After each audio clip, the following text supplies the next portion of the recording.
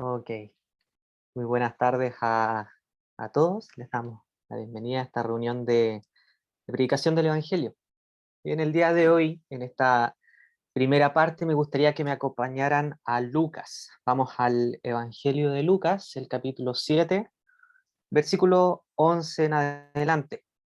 Bien, vamos a Lucas, el capítulo 7, versículo 11.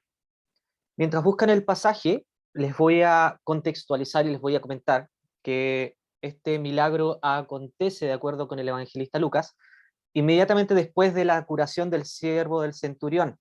Bien, aquel que le dijo a Jesús de Nazaret: Señor, no te molestes porque no soy digno de que entres bajo mi techo. Bien, entonces, quiero que noten un detalle, que en el milagro que acabo de mencionar, este se produjo a cierta distancia entre el Señor y la persona sanada. Bien, el que vamos a considerar ahora, el milagro que vamos a leer, sucede con una aproximación indudable, al punto que el Señor toca a esta persona que está fallecida. Bien, y quiero que vean también las diferencias entre estas dos historias. En la historia del centurión, la relación es de superior a empleado. Bien, en esta historia es de madre a hijo. Entonces, en las dos historias el milagro es hecho en forma natural, en forma simple, sin hacer nada de teatro ni cosas que llamen demasiado la atención. Además, este día, dos comitivas distintas iban moviéndose por dos caminos diferentes, ¿ya? Si se fijan, en una procesión había vida. Los que la formaban mostraban la vitalidad, la alegría de vivir, porque ellos seguían al Señor Jesús. Y en la travesía, allí nuestro Señor a veces se paraba, contestaba una pregunta o les hablaba de las verdades eternas. Entonces, ese día podía parecer como cualquier otro. Quizás algunos todavía estaban pensando en la frase del Señor en relación con el centurión, cuando él dijo: os digo que ni aún en Israel he hallado tanta fe. Bien, y la palabra nos dice que él iba a la ciudad llamada Naín. Si se fijan también, esta es la única vez que esta ciudad se menciona, ¿ya? Para poder saber dónde está, según los expertos, está a unos 12 kilómetros de Capernaum. Así que Naín no era una ciudad importante y no sabemos de ningún discípulo que viviera allí. Entonces nos surge la pregunta: ¿por qué Jesús se dirige a Naín? Y la respuesta es la misma que cuando él se dirigió al país de los Gadarenos y cruzó el lago para encontrarse con un hombre que necesitaba ser libre de su condición de endemoniado.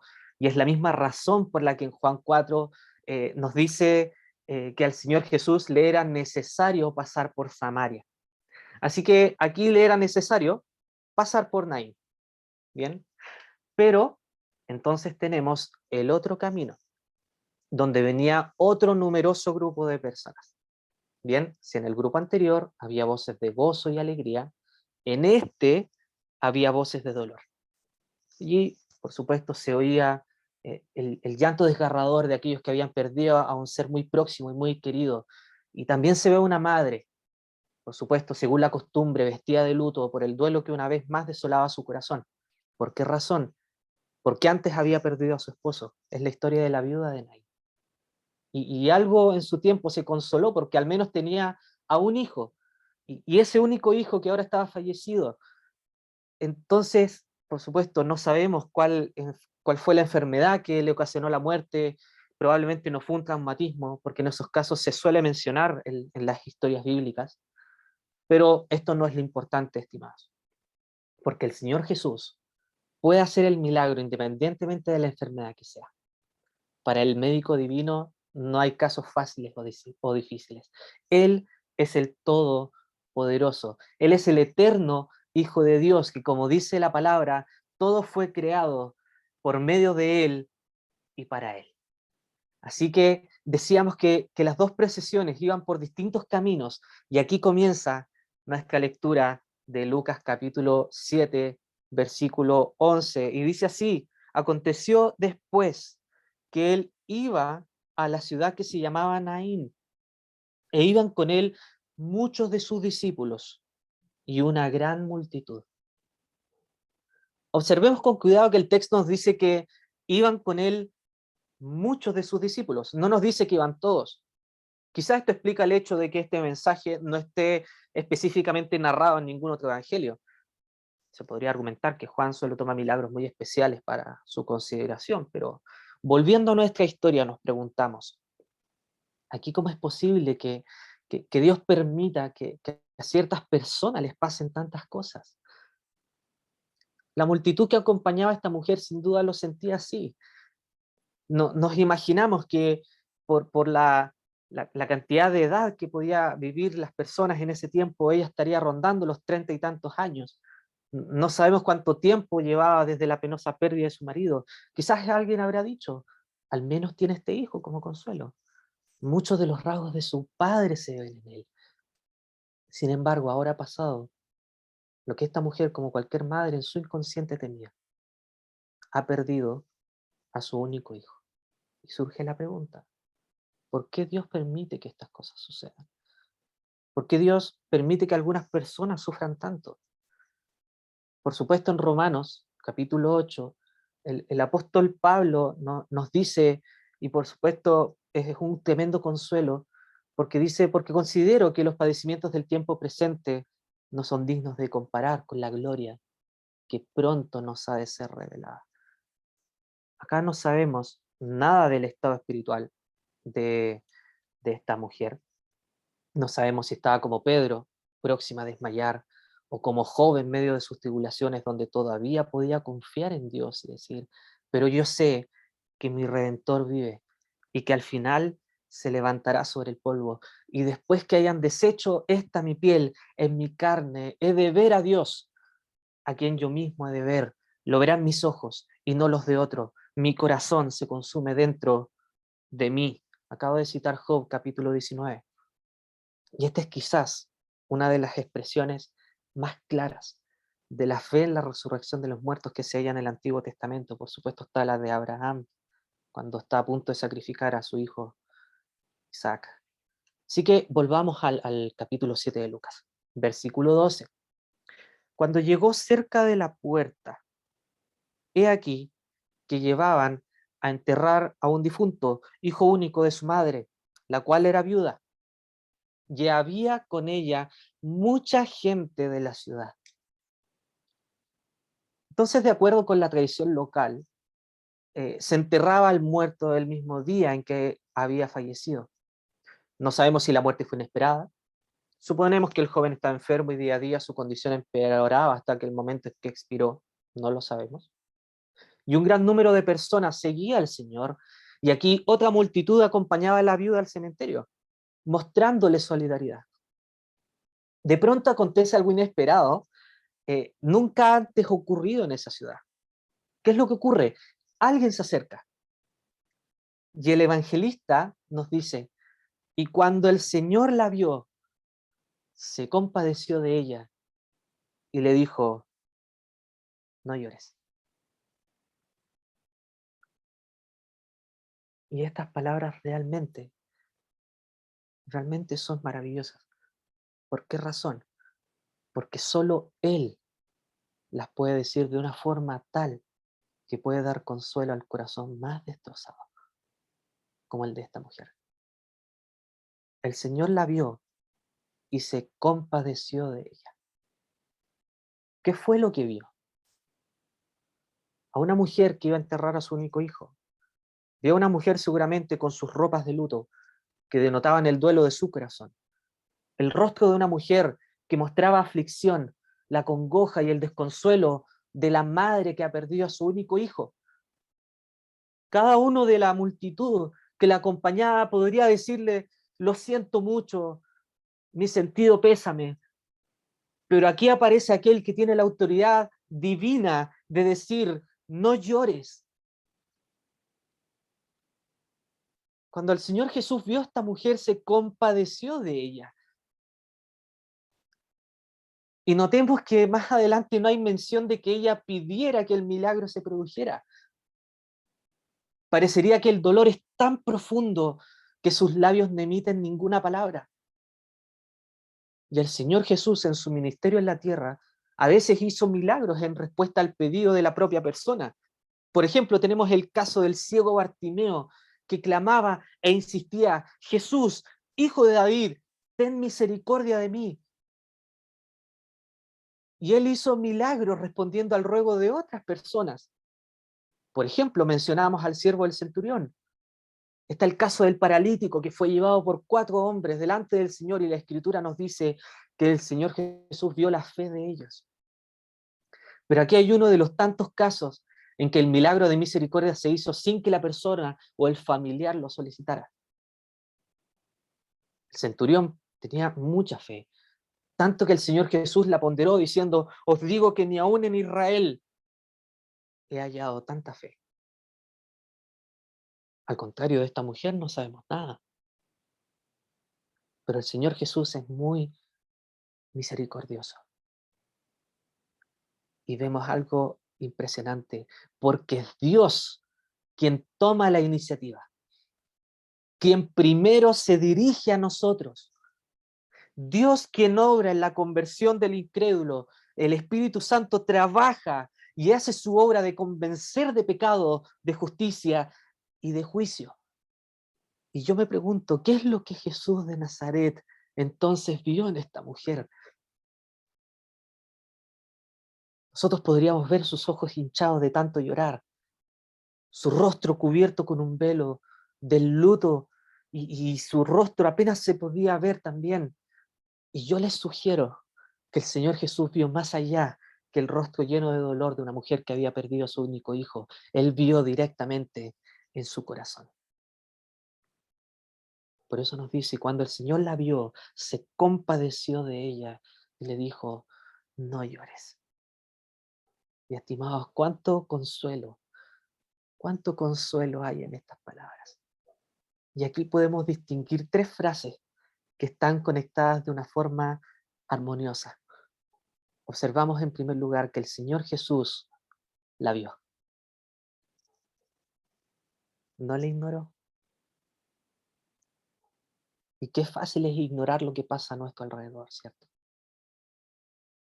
Sobre todo cuando es desagradable o nos cuesta emotivamente.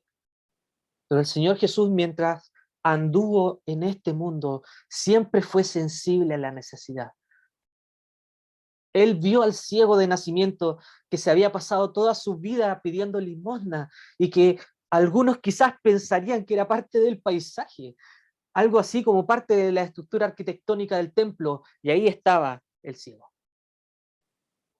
Y los discípulos vinieron con la pregunta teológica: ¿quién pecó, este o sus padres, para que naciera ciego? Pero el Señor Jesús insistió en que era para que la gloria de Dios se manifestara en él. Y qué precioso es cuando el Señor en su gracia nos mira y, a pesar de nuestro pecado, no nos ignora. Ahora notamos, en segundo lugar, que Él se compadeció de ella. Sin duda había una distancia entre Él y el cortejo fúnebre, pero aquel para quien las distancias no existen, sabe todo lo que sucede. ¿Creen ustedes que el Señor Jesucristo sabía que esta viuda había perdido a su único hijo, o que no tenía 3 o 4 hijos más para que la consolaran? Yo creo que aquel que es Dios manifestado en carne y todo lo conoce, lo sabía perfectamente. Ahora la palabra dice que se conmovió. El dolor de esta mujer lo tocó, lo hizo reaccionar. Y Jesús de Nazaret no era inmutable ante el dolor humano. Y qué precioso es a nuestros corazones que reconocer que el Señor Jesucristo, que hoy está en la gloria del Padre, tiene compasión de nosotros. El Señor Jesús, una y otra vez, lo vemos en los evangelios, siendo movido a la compasión. Así como cuando fue enviado al mundo para buscar y salvar lo que se había perdido, naciendo en un pesebre y yendo a la cruz conforme a su voluntad y a la voluntad del que lo envió, Él sufrió en la cruz y entregó su vida en rescate por muchos, para salvarnos de la condenación eterna. Él tiene compasión porque sabe lo que nos espera. Él tiene compasión porque sabe que sin Él estaremos perdidos para siempre. Y eso es algo que debieses y debiesen considerar. Y en tercer lugar, el versículo 14 nos dice, luego se acercó y tocó el féretro. Notemos los detalles. Se acercó. El Hijo de Dios se acercó. Dios se acerca a nosotros una y otra vez. Reunión tras reunión, situación tras situación, conversación tras conversación, y así en un sinfín de instancias, y también por medio de su palabra, por supuesto, donde Él se acerca para que reaccionemos. Y notemos también que se acercó al féretro. Él hizo algo que el judío religioso tradicionalista nunca hubiera hecho: tocar algo que de alguna manera estaba contaminado por un muerto. Sin embargo, el Señor Jesús no tiene miedo a ser contaminado. Por ejemplo, Él se acercó al ciego e hizo lodo con sus dedos y lo tocó. Él tocó al leproso y le dijo, quiero, sé limpio, y no se contaminó. Noten que el hecho de tocar al féretro era algo tan inusual que los que lo llevaban pararon. La caravana se ha detenido y aquel que es la resurrección y la vida va a obrar un milagro. Aquí no hay preparación teatral, al contrario, todo sucede de una manera muy sencilla. Y me imagino el momento en que los que lo llevaban se detienen. ¿Y para qué se detienen?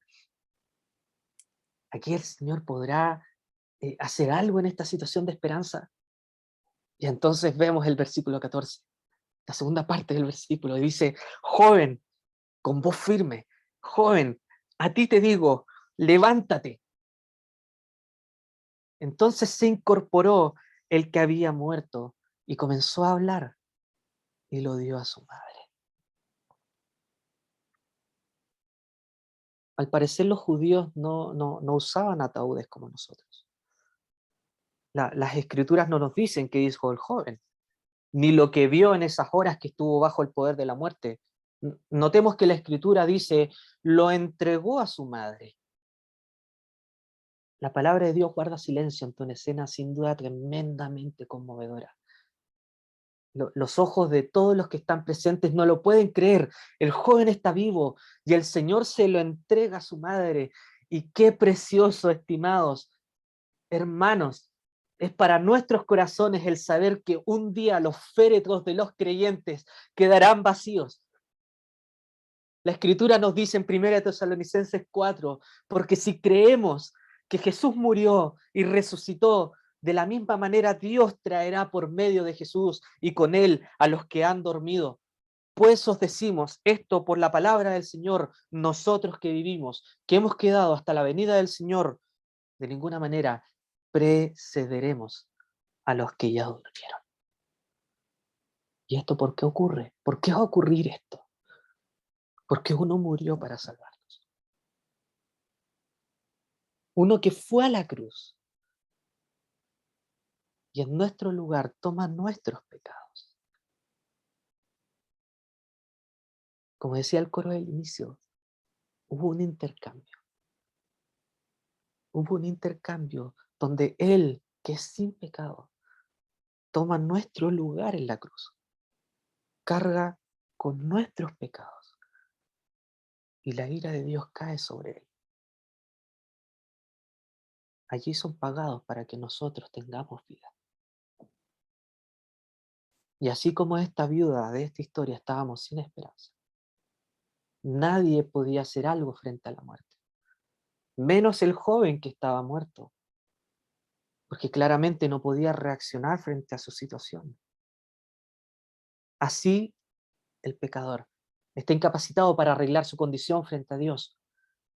Pero así como esta historia, vemos la compasión del Señor, que incluso en esta tarde nos ve y sabe que sus pecados no han sido perdonados. Me dirijo a aquellos que no son creyentes, que como este joven, y lo digo con mucho respeto, están condenados al infierno. Todos los que no han creído en Cristo como su Salvador tienen esa condición, pero Él tiene compasión y les ofrece el perdón de sus pecados. No los ignora. Al contrario, así como vio a esta mujer, Él los ve y se compadece y les da la oportunidad de tomar este regalo y ser salvos, porque con poder Él dio su vida y la volvió a tomar con ese mismo poder que resucitó a este joven.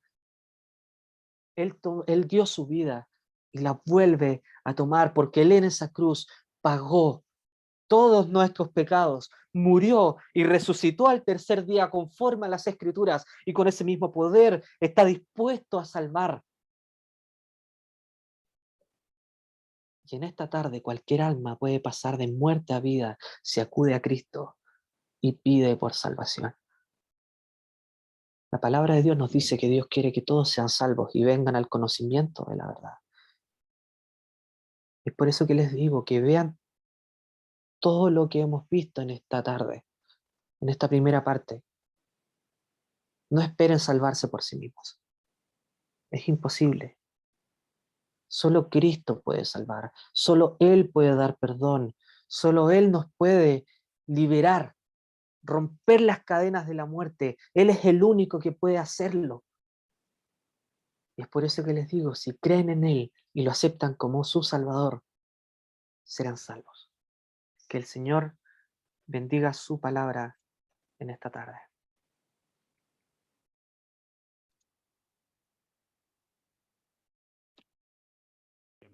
Buenas tardes, amigas, amigos, quienes nos están escuchando en esta tarde. Quiero que hablamos un pasaje que está casi al final de la Biblia, en la primera epístola de Juan, en el capítulo 4. Vamos a leer 3 versículos y quiero hablar a propósito de esos 3 versículos sobre qué nos enseña la Biblia respecto al amor de Dios. ¿En qué consiste el amor de Dios? ¿Qué es esto del amor de Dios? Y esto me parece que aparece muy claramente definido con un mensaje muy potente respecto a la salvación de nuestras almas en la primera epístola de Juan, el capítulo 4, verso 8 al 10. Dice así la palabra del Señor. El que no ama no ha conocido a Dios porque Dios es amor. Y en esto mostró el amor de Dios para con nosotros, en que Dios envió a su Hijo unigénito al mundo para que vivamos por Él. En esto consiste el amor, no en que nosotros hayamos amado a Dios, sino que Él nos amó a nosotros y envió a su Hijo en propiciación por nuestros pecados. Permito leer el mismo pasaje en otra traducción, una versión internacional, dice así: el que no ama no conoce a Dios porque Dios es amor. Así manifestó Dios su amor entre nosotros, en que envió a su Hijo unigénito al mundo para que vivamos por medio de Él. Y en esto consiste el amor, no en que nosotros hayamos amado a Dios, sino en que Él nos amó y envió a su Hijo para que fuera ofrecido como sacrificio por el perdón de nuestros pecados. Hasta ahí la lectura. Quiere el Señor acompañarnos en la comprensión y abrir nuestros corazones al mensaje del Evangelio. Este pasaje es muy interesante porque parece muy sencillo, pero cada expresión, cada concepto que aparece ahí es de una profundidad sorprendente e impactante. Lo primero que define acá, lo primero que nos enseña la Escritura, es la identidad de Dios. El pasaje comienza diciendo que Dios es amor. Fíjese que esto se trata de una definición de una cualidad de Dios, es una definición de la esencia de Dios, un atributo de su persona. Piense que no está diciendo que Dios sea amoroso, no dice Dios es amoroso. Tampoco dice que una de las muchas y múltiples actividades de Dios sea amar. No dice que Dios es una persona amorosa, uno podría hablar de una persona como que es amorosa, o que algo que distingue a Dios en su vasta cantidad de actividades y preocupaciones, una de ellas sea el demostrar amor. Lo que está diciendo de manera mucho más enfática y mucho más profunda este pasaje es que la calidad intrínseca del carácter de Dios es amor. Dios es amor, la totalidad de su ser la totalidad de su identidad consiste en amor y en amarnos. No es algo que Él hace de vez en cuando esté de buen humor. Lo que está definiendo acá Juan, el apóstol Juan, de manera muy básica, es que si queremos definir a Dios a través de un rasgo, algo que pueda sintetizar el conjunto, sus múltiples atributos, ese es el amor. Dios es amor. Ahora, hasta ahí no me parece que hayamos dicho algo muy, muy sorprendente. Lo que es sorprendente es cómo este amor se expresa y cómo este amor se manifiesta.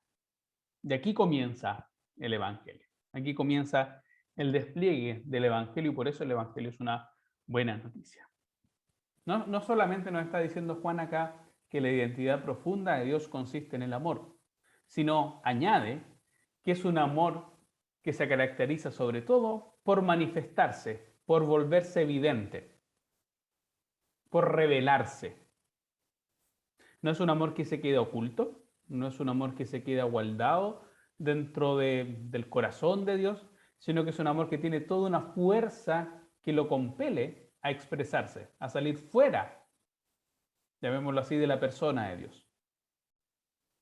Es más interesante aún, significa que algo que antes jamás habríamos llegado a comprender por nuestros propios medios intelectuales, Dios lo vuelve manifiesto, Dios lo vuelve evidente, Dios lo vuelve patente, Dios lo revela. Nunca antes Dios se había demostrado de manera tan explícita en la historia como en esta expresión de amor. Y es una manifestación visible de su carácter. Nosotros podemos llegar a la conclusión de que Dios es amor, dice el apóstol Juan, porque ese amor se vuelve evidente, porque es un amor que se revela.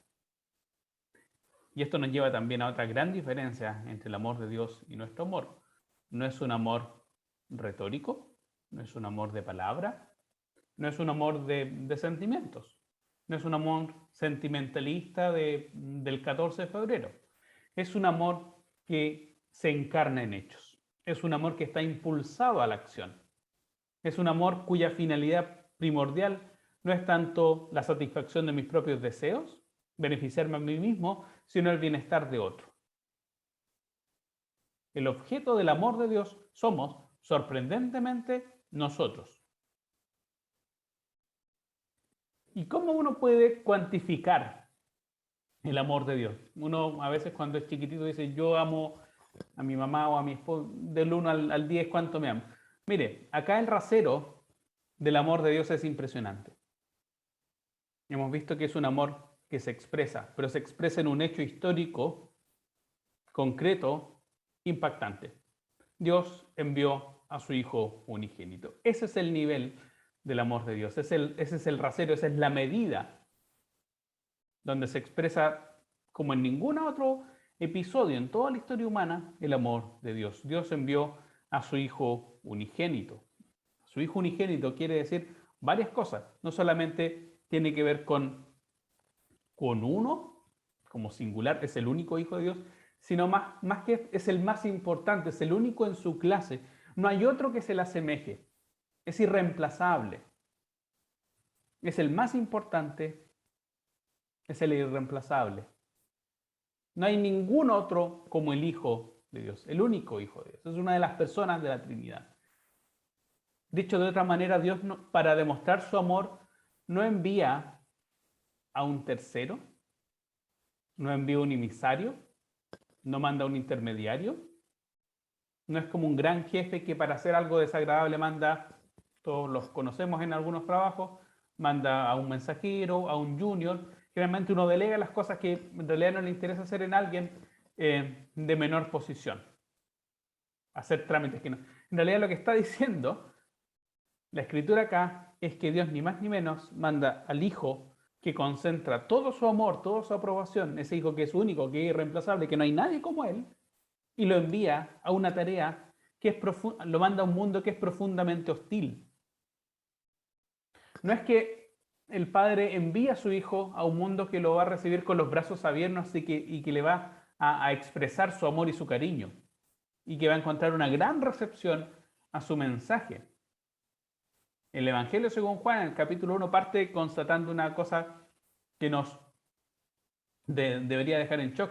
Él vino a los suyos y los suyos no le recibieron. Cuando el Señor Jesús vino acá, solo recibió rechazo de las personas. Desde el día 1, desde que era un bebé, quisieron matarlo, y la muerte del Señor Jesús en la cruz pone en evidencia cómo de principio a fin su vida, toda su vida acá en el mundo, encontró oposición, encontró contradicción de los pecadores. A los suyos vino y a los suyos no le recibieron. Dios expresa su amor mandando a su único hijo a un mundo que le es abiertamente hostil. Y aquí, el pasaje que acabamos de leer explica dos grandes y poderosas razones. Porque en nuestra mente finita uno podría decir, ¿pero por qué? ¿Por qué Dios manda a su único hijo a un mundo que le es abiertamente hostil, que lo rechaza, que se le opone, que lo contradice, que lo injuria, que lo escupe, que lo insulta, que rechaza abiertamente su mensaje? ¿Por qué? Es que la manifestación del amor de Dios a través del Hijo, del Señor Jesús, tiene dos propósitos que son sorprendentes. El primero de ellos, y es impresionante pensándolo en lo que nos explicaba nuestro hermano Alexander, el primero de estos propósitos es para darnos vida. Dice así el pasaje que acabamos de leer: en esto se mostró el amor de Dios para con nosotros, en que Dios envió a su Hijo unigénito al mundo para que vivamos por Él. Ese es el primer propósito de la venida del Señor Jesús al mundo, para que vivamos con Él. Y usted podría inmediatamente sorprenderse. Podríamos entender que es importante la vida para alguien que está físicamente muerto, tal como el hijo de la viuda del que acabamos de escuchar. ¿Cómo es esta cosa de vivir por Él? Si estamos vivos, todas las personas que están acá están vivas. Sin embargo, amiga y amigo, para la Escritura, la condición natural del hombre sin Dios es una condición de muerte espiritual. No muerte física quizás, pero muerte espiritual. Estamos incapacitados, imposibilitados por nuestros pecados de alcanzar vida. Estamos muertos. Dios nos ve como muertos, muertos espiritualmente hablando, imposibilitados de hacer nada. No respondemos a ningún tipo de estímulo de Dios, muertos, sin vida. Y por lo tanto, en nuestra incapacidad, en nuestra impotencia, en nuestra falta de vida, requerimos justamente de que la vida que no proviene de nosotros provenga de una fuente externa a nosotros mismos. Y ahí está el Señor Jesús, fuente y origen de toda la vida. El mismo que declara: yo soy el camino, la verdad y la vida. Yo les doy vida, yo les suministro aquella vida de la que carecen. Pero no, Dios no da baratijas. Esto es lo impresionante del amor de Dios. Porque el mismo Señor Jesús en Juan 10 dice: yo he venido para que ustedes tengan vida. El mismo Señor Jesús era plenamente consciente de su tarea, de su misión. Mi misión, una de mis misiones fundamentales, es que ustedes, muertos espiritualmente, tengan vida. Pero no cualquier tipo de vida, que la tengan en abundancia. No es un Dios mezquino, tal como no es mezquino en su amor, tampoco es mezquino en sus propósitos. No quiero que tengan cualquier tipo de vida, quiero que tengan vida eterna y que la tengan en abundancia, para que vivamos por Él, añade Juan. Es que la vida espiritual de la que estamos hablando está profundamente conectada a la persona del Señor Jesús. No hay vida espiritual que pueda prescindir de la persona del Señor Jesús. Él es la fuente única y exclusiva de la vida espiritual. ¿Usted quiere alcanzar vida eterna? ¿Quiere eludir la muerte espiritual? No puede prescindir del Señor Jesús, no puede bypassarlo, no puede eludirlo. ¿Por qué? Porque Él es la fuente única, exclusiva y excluyente de la vida espiritual. Y nos sorprende que para que nosotros tuviésemos esa vida y vida en abundancia, el autor de la vida hubiese tenido que morir en la cruz. Pedro señalaba sorprendido en uno de sus primeros discursos y mensajes evangelísticos: ustedes mataron al autor de la vida. El Señor Jesús es la fuente de la vida, el autor de la vida, y nosotros le dimos muerte. Pero irónicamente y sorprendentemente es la muerte del Hijo unigénito de Dios la que nos brinda vida, vida en abundancia, vida como no la podríamos encontrar en otra fuente. Y vida, remarca Juan, por Él. Lo que quiere decir es que no podemos comprender la vida espiritual, insistiría en este punto, eludiendo a la persona del Señor Jesús. No existe otro camino, otra forma, otra manera en el que el hombre muerto espiritualmente puede alcanzar vida, puede alcanzar la resurrección. No hay otro camino, no hay otra manera. Fíjese lo que está enseñando y explicando acá el apóstol Juan. Nos está diciendo que la vida se nos haya asignado como una recompensa por nuestras buenas acciones, ni que haya sido la retribución a cambio de nuestros buenos sentimientos, que nosotros hayamos albergado buenos sentimientos para con Dios y Dios nos haya retribuido con vida. En esto consiste el amor, no en que nosotros hayamos amado a Dios, sino en que Él nos amó a nosotros, va a explicar. El agente, el que da el primer paso en nuestra redención, en nuestra vivificación espiritual, es siempre Dios.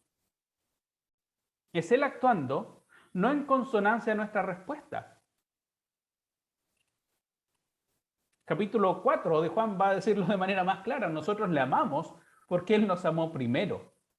No es que nosotros hayamos demostrado amor para con Dios y Él haya retribuido con amor. Si nosotros llegamos a albergar algún sentimiento de amor en dirección a Dios, es única y exclusivamente porque Él nos amó primero, porque Él tomó la iniciativa. Porque todos nuestros actos, calificados en el pasaje que acabamos de leer como actos de pecado, como pecaminosos, demuestran de manera patente que nosotros no le amamos, que nosotros no le simpatizamos a Dios. Más aún, que somos enemigos de Dios. Porque el hecho del pecado nos pone como enemigos de Dios. Así que si tenemos vida, es única y exclusivamente porque el amor de Dios no actúa conforme a nuestros sentimientos. Él es Él el que toma la iniciativa dándonos aquello que nosotros no merecíamos. En esto consiste el amor, dice el verso 10, no en que nosotros hayamos amado a Dios, sino en que Él nos amó a nosotros y envió a su Hijo en propiciación por nuestros pecados. El pasaje que acabamos de leer pone dos razones para este acto sorprendente de que el Hijo unigénito de Dios haya sido enviado al mundo, como la expresión más palpable, más notable del amor de Dios. La primera es para darnos vida.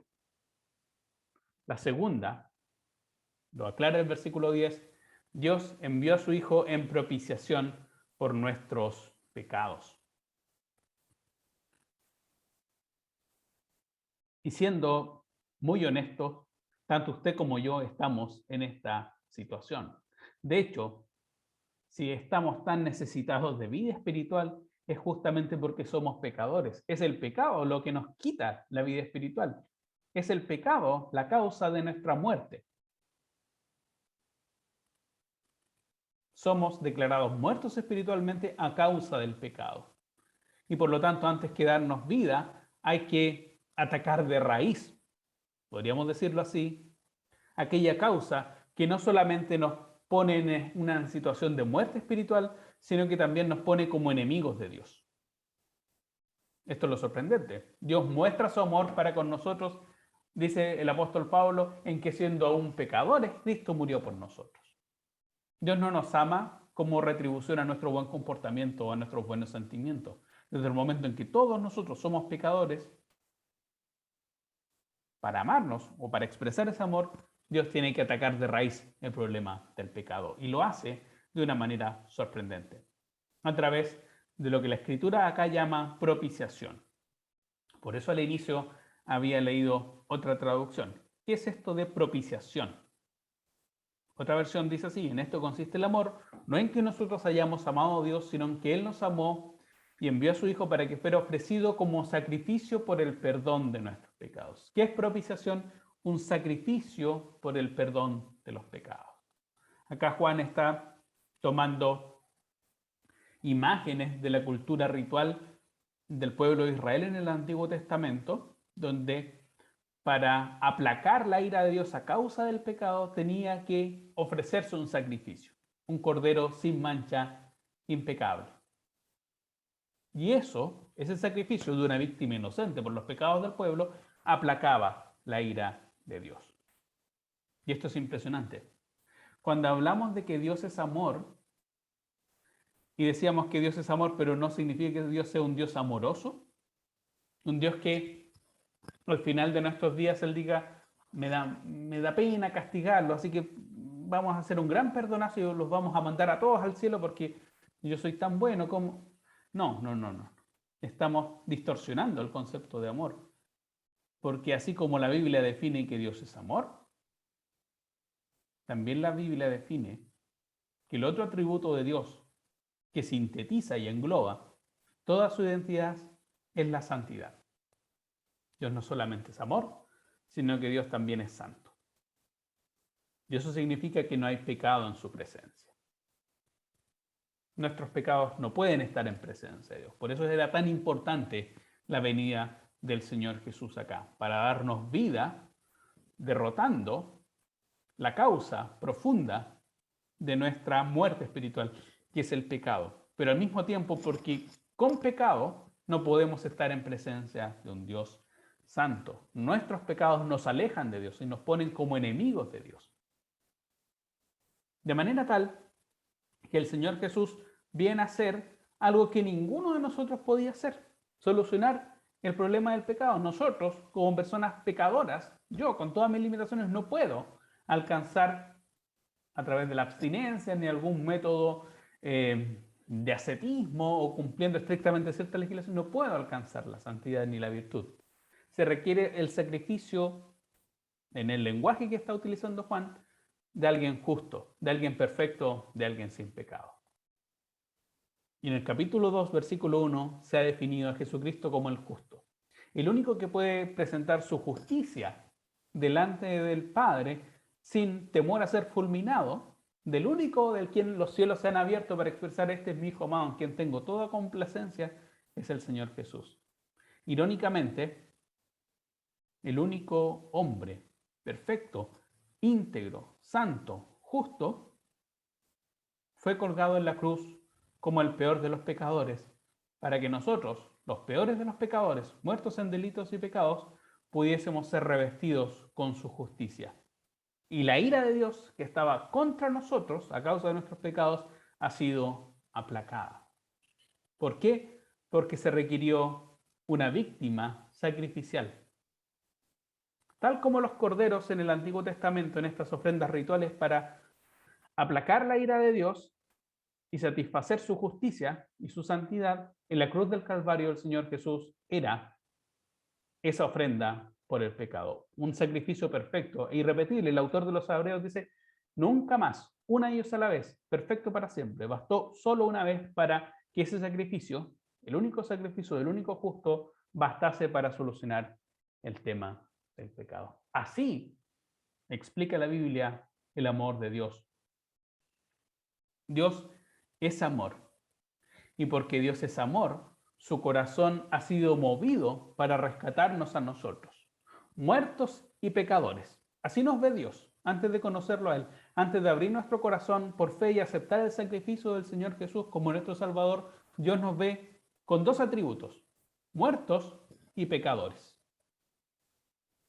Y como Dios nos ama tanto, como su característica es el amor, Dios hace algo imprevisto, impensado. Manda a su Hijo unigénito, al único, al Hijo de su corazón, para, uno, darnos vida a aquellos que estábamos muertos y terminar con el problema del pecado a través del sacrificio en la cruz. Para esto Dios vino al mundo, para esto el Hijo vino al mundo, para darnos vida a aquellos que carecíamos de ella y para terminar con el problema del pecado. Jesús el justo cargó en la cruz nuestros pecados para ser revestidos de la justicia que no teníamos. Así se expresa el amor de Dios. El amor de Dios es más que un sentimiento vacío, es más que la expresión de palabras bonitas. El amor de Dios supone la cruz, implica la cruz. No hay expresión del amor de Dios que pueda eludir la cruz, porque la cruz del Calvario es la expresión más importante, más notoria, más explícita del amor de Dios. Y sin una fe depositada en la persona del Señor Jesús que expresa el amor de Dios, no hay salvación, no hay justicia y no hay vida espiritual. Quiere el Señor que usted en esta tarde, en esta noche, pueda hacer suyo este mensaje del amor de Dios en su propia vida. Que el Señor bendiga su palabra.